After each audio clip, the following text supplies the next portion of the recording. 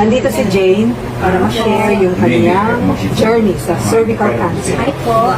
I-share ko lang po yung mga pinagdaanan ko simula na 2022. Na-diagnose po ako ng cervical cancer stage 3B. Chemotherapy ako ng low dose for 6 months and then kasabay nun ang radiation for 25 session. After nun, nag-brachytherapy ako ng 4 session. After po noon, meron pa pong naiwan na tusig na bukol sa akin. And sabi sa akin, kailangan ko daw ulit mag-chemotherapy ng 6 na buwan ulit na high dose po.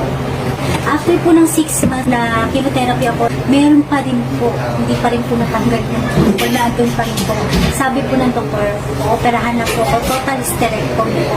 After po natanggal yon, after 1 month po, bumalik na naman po yung ang sabi sa akin, another chemotherapy na naman po. Ang dami ko na po, iba-ibang gamot na po for 6 months. Sobrang pagod po ako, sobrang hirap na hirap po, pero binugo ko po kasi gusto ko pa po talaga mag-inom. Pero lantang-lantang na po yung katawan. Mayat na po talaga ako, parang walang magbabago. Pero binugo ko pa rin yung pagka-chemotherapy. After po ng chemotherapy, kailangan ko na naman daw po mag-oral for 6 months ng chemotherapy. Oral po yun. Bakit? Kasi meron pa rin po daw na oral chemotherapy. Tapos after po ng oral chemotherapy, ayun po, nagkaroon na ako ng maraming mga side effect. Nagkaroon na ako ng fistula. Fistula po ba tawag?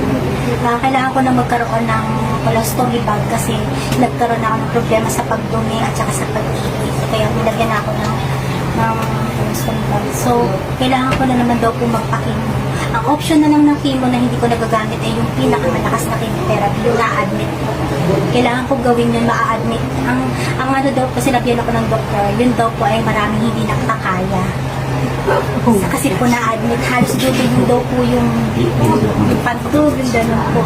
Yun na po. Hindi ko na po kaya. Sabi ko, ito na po, titigil ko na kasi wala rin po nangyayari, nahihirapan na po.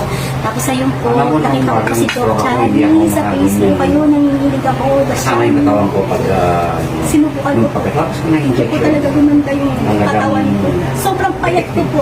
Halos butot balat ako. Yes. Pero, So, dumating ka talagang Hindi po ako na underweight ka. Oo, sobrang payat. At maitim. Oo, so, tapos ngayon po, ayan, sinunod ko lahat po yung sinabi ni Dr. Helen, yung juicing, mas walang pwedeng ilagay mo doon yung ginagawa ko. Para lang yung juicing, yun po ang isa rin na nakatulong sa akin. Doon ako nagkagana, doon tumaas yung timbang ko, doon po subukan yung Ilang beses kami mag-juicing? 2 beses po kung halos. At saka, ito po ang nangyari ko talaga, ang family, yung sa family